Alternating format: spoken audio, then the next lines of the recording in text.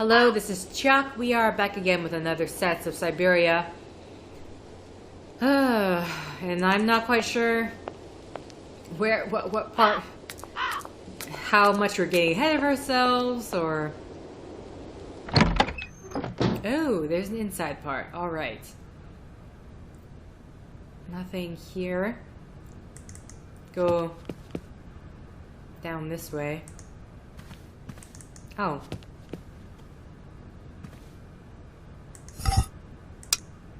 Yeah, stealing stuff from a church. Woo!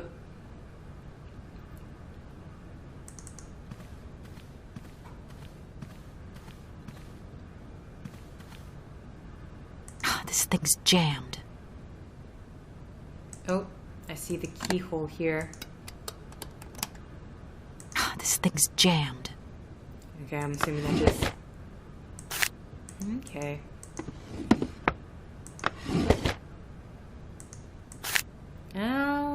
Right, we have more than one option.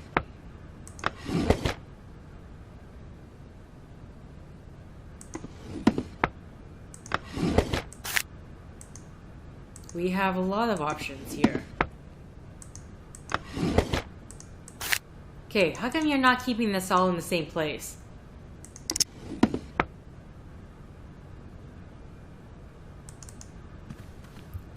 Let's go to the next area here. Oh, that's really it.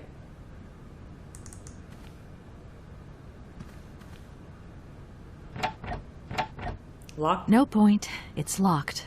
Okay, so locked is something we are never going to get through. This is to ring the bell, but I really don't know. I don't have a reason to ring the bell at all.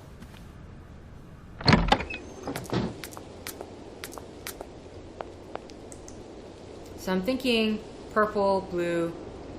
Yeah, I'm thinking I'm getting ahead of myself here.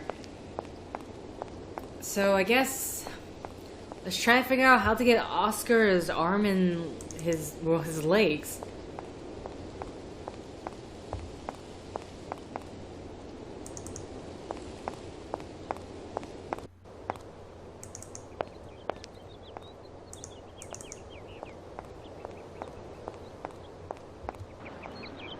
I'm just not quite sure what to do.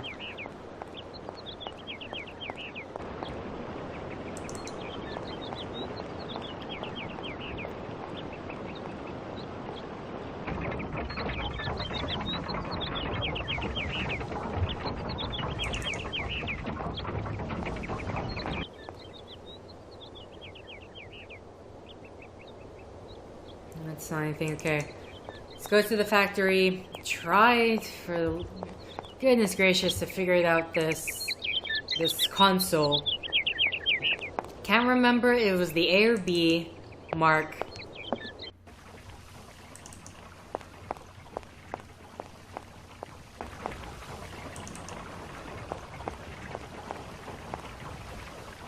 My main issue right now, the big thing, is that I, for the life of me, can't even remember what do you call it? The issue number? The model number. Which model number Oscar even needed.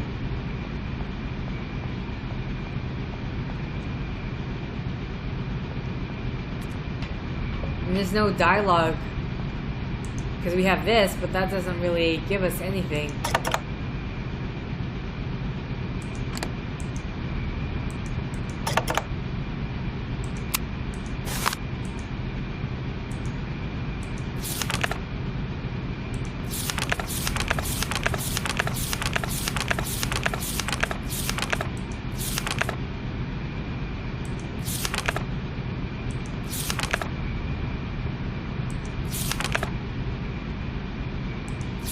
Oh, there is way more to this journal than I actually read.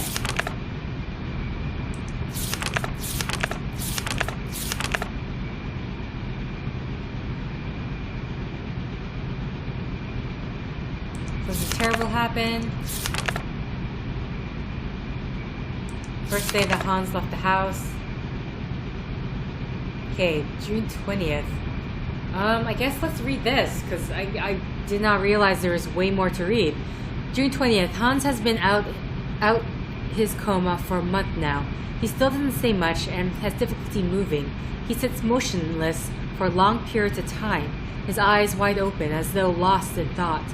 I have often had to call his name several times before he reacts.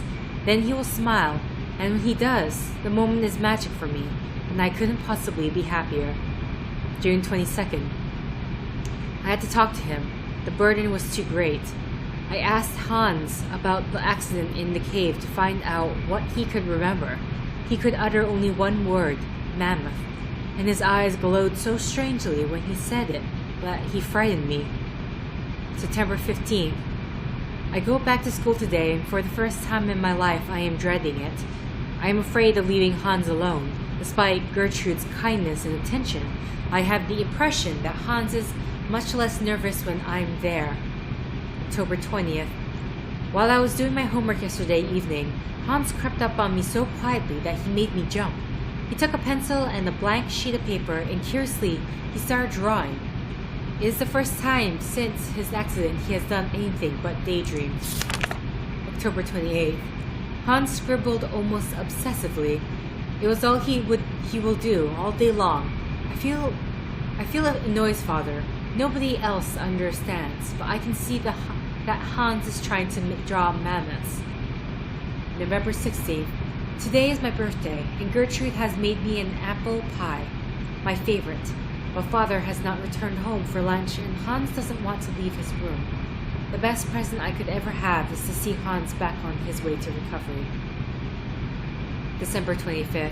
Snow is falling. It is so beautiful. And New Year in 1931, January 10th. The doctor visited to examine Hans.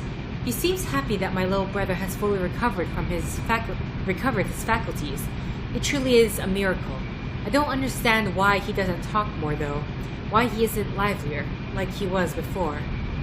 February 9th. It is Hans' birthday. Today he is 11 years old. I had the strangest of impressions that actually he has lost 5 years rather than gained one more.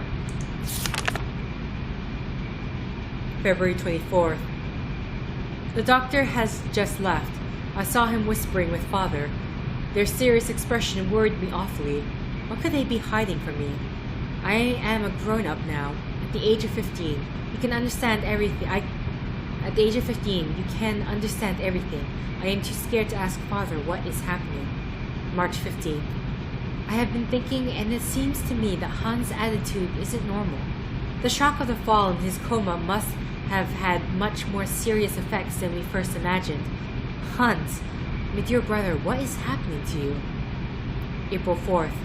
I have discovered the truth. Hans is stunted, physically and mentally. I eavesdropped a conversation between the doctor, Father, and Gertrude. Gertrude buried her tear-filled eyes in her apron, and Father muttered the word retard under his breath. How could he say such a thing? April 13th. It is Easter, and we're on school holidays. This means I can spend all day with Hans and protect him from Father's permanent dark moods. He cannot accept the fact that Hans, his only son, will stay in this state forever. April 14th. It is truly difficult to accept, but it is not Hans' fault. Mine maybe, but not Hans. I don't know how to make Father understand. He seems full of hatred for him. It is dreadful. I feel so powerless. May 14th. 1 year. 1 year has gone by, and it feels like an eternity. The situation shows no signs of improvement, neither in terms of Hans' mental health or Father's attitude toward him. May 30th. Extraordinary. Father has decided to take Hans to Paris for new tests. He says that only in the French capital will he find truly competent doctors. We must make Hans ready for the great expedition. June 6th. No news from Father and Hans, but I remain hopeful. I am sure they will take good care of my little brother. July 15th. They have returned. Hans rushed into my arms and started crying. It took me a long time to calm him down and get him to sleep. Father is still as taciturn as he was before he left. The French doctors have confirmed the diagnosis. Hans will remain physically and mentally impaired. I am stunned. August 28th. The summer is coming to a close. It has been less stifling than the last. The sun has put color in Hans's cheeks. When I look at him, I have difficult imagining that he will not change. November 16th. Father still says nothing and increasingly shuts himself away in his office at the factory. Christmas. Gertrude tells me that love and faith triumph over any science. I lack neither, God be praised. January 12, 1932. Father took Hans to the factory this morning. Hans was so afraid that I accompanied them. Fortunately, Father said nothing. I fail to understand why he insists on bringing him there. January 13th. Father left for the factory with Hans once again this morning. I think he wants to persuade Hans that he could be useful for something. It is his way of resisting fate. February 17th. For a month now, every morning, Hans has gone to work with Father at the factory. I'm not exactly sure what he does there, but he seems to enjoy it. I feel my brother's behavior has changed considerably. He is much less capricious. April 14th. I could cry. Hans has made me a present. A small robot mammoth with a trunk that rises and falls. When Father saw it, he nodded his head in satisfaction. May 20th. Both Gertrude and Father now have their own robot mammoths. They are even more intricate and finely tuned. Little brother is not such a retard after all. October 15th. Hans' mammoth now walks, raises their trunks, and wags their tails. It's incredible. December 22nd. I met the head of the factory workshop, Mr. Grips, this morning. He says that for a young lad of 12, Hans is very gifted. It is a shame he only makes elephants. February 11th, 1933. Father and Hans were locked in a long discussion yesterday. I should say Hans was locked in one of his father's long monologues, as it is inconceivable that Hans should go to school like other children. Father wants to take him on as a worker at the factory. However, Hans will have to stop making his own little devices. Hans' silence, his half-gaping mouth and staring eyes finally sent Father off in a rage. February 12th. I tried to broach the subject with Hans. I suggested he should obey Father.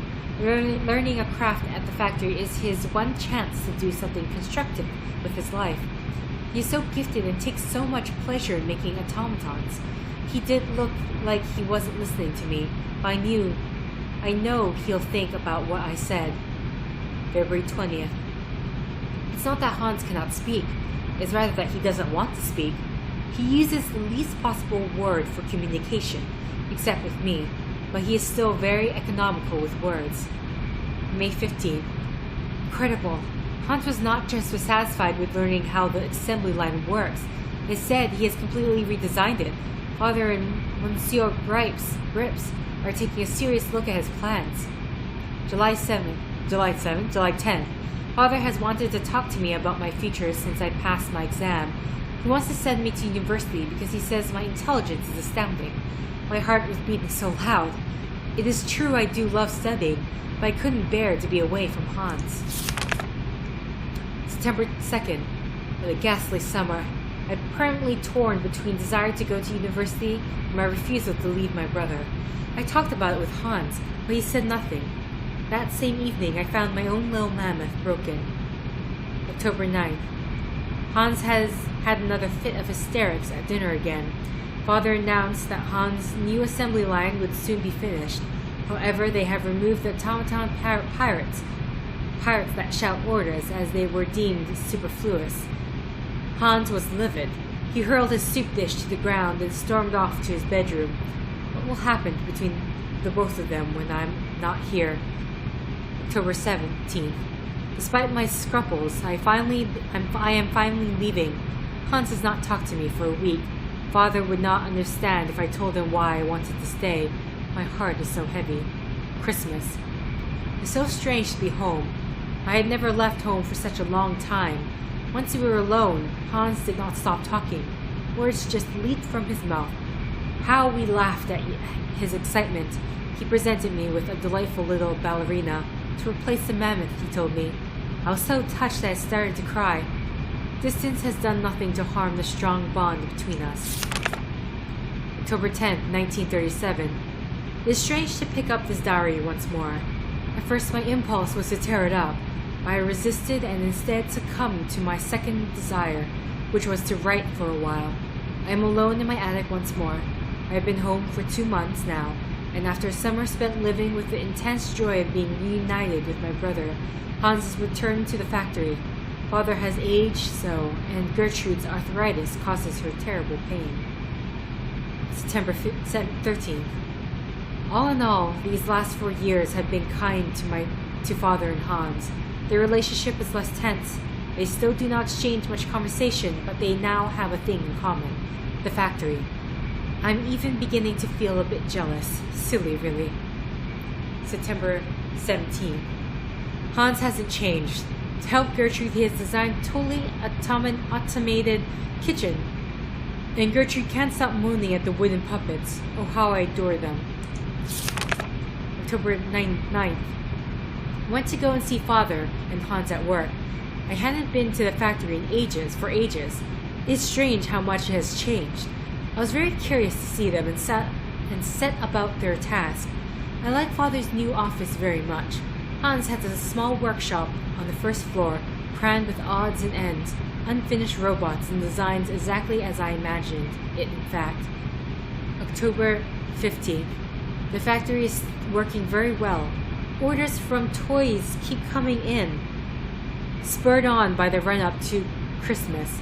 When I was at the university and said my name was Voralberg, people would ask me if I had any relation to the Valladolid factory. Now I know the effect that Hans's genius has had on the factory's renown. November 2nd. To make myself useful, I started helping Father set his papers in order. The most extraordinary thing of all is that for the first time ever, I have the impression that the 3 of us form a real family. December 8th. Hans never ceases to surprise me. Between home and the factory, his behavior is so very different. In his workshop, he is serious, concentrated, a proper young man who keeps his eye on everything going on, constantly on the move and in control. One has the impression that each single toy is his very own infant. At home, he turns back into a child once more, and is either moody or happy-go-lucky buffoon. Christmas. The most wonderful Christmas of my whole life. Hans and I could not stop giggling like children beneath Father's disapproving glare. I know that he was only pretending, really. Our hearts are so full of hope. January 5th, 1938. Hans came to see me in my bedroom yesterday. I felt terribly awkward, terribly ill at ease. I might have guessed. Hans wants to leave. Leave Valladolid, the house and the factory. He wants to go traveling. He doesn't know where to or for how long. That's just like him. I was so shocked that I told him his plans were foolish. He left my room without a word, his head bowed. January 7th. I thought that he wanted 1938.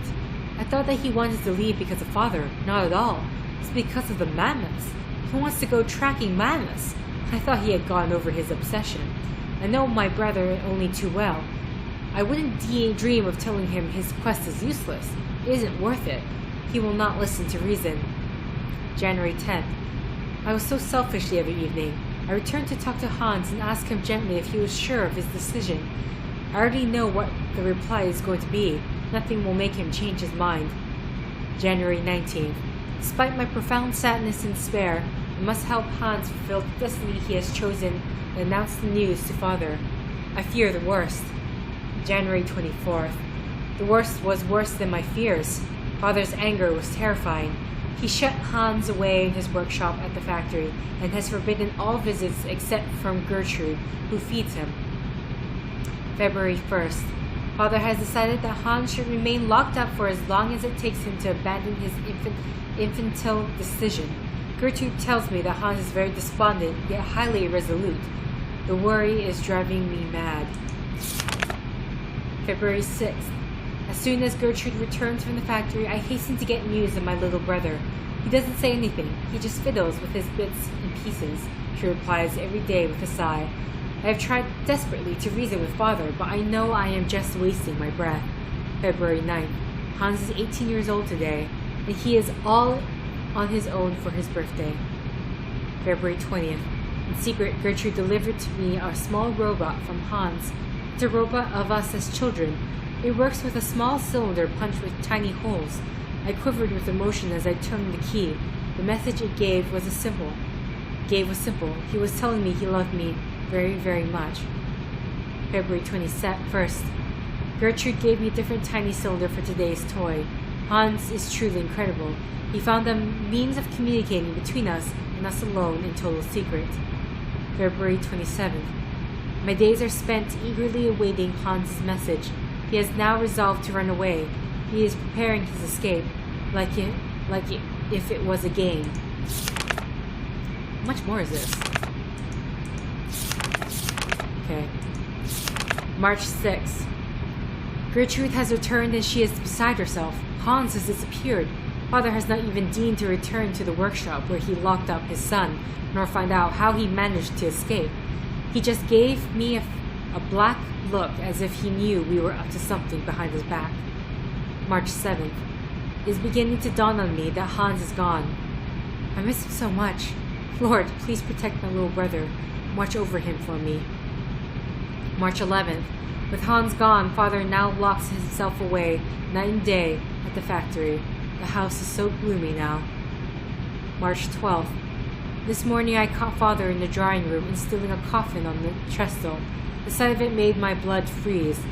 What on earth is he up to? My question met only with stony silence as a permanent black countenance. March 13th. Behind closed curtains, the drawing room with the coffin surrounded by a huge candle has become a veritable funeral chamber. March 14th. This is ghastly. I have just understood what Father is up to. This morning the priest came by to pray before the coffin, and I finally caught on. Father is in mourning for the death of Hans. Father made the priest believe that his son was dead. How could he do such a thing? March 16th. In the madness occasioned by his grief, my father grows ever more cold and calculating. He contacted his old friend, Dr. Schmoll, who duly drew up a bona fide death certificate without even seeing the body. I dare not imagine what yarn he spun. March 17th. Hans' funeral will be officially held next Sunday. Father strictly forbade me to attend. The sword masquerade makes me feel ill, but I cannot denounce the subterfuge or else I will display my father's mental instability to the world. The shame would kill him, that much is certain. March 23rd. I have to get away, far, far away. April 23rd. No, I will not leave. I have thought long and hard. My life is here, next to my father. He needs me too much now. The factory needs me because Father is incapable of running it now. Besides, I can only find peace of mind among Hans's robots. And how shall I know when he has sent me new ones if I am not at home to receive them? No, I shall not leave. My destiny is to remain here and keep watch. Okay, with that I'm going to end this set here. So, thank you for liking if you like. Thank you for commenting if you commented. Thank you for subscribing if you subscribed. Thank you for favoriting if you favorited. Thank you for simply clicking on this video. And until next time, guys, see ya!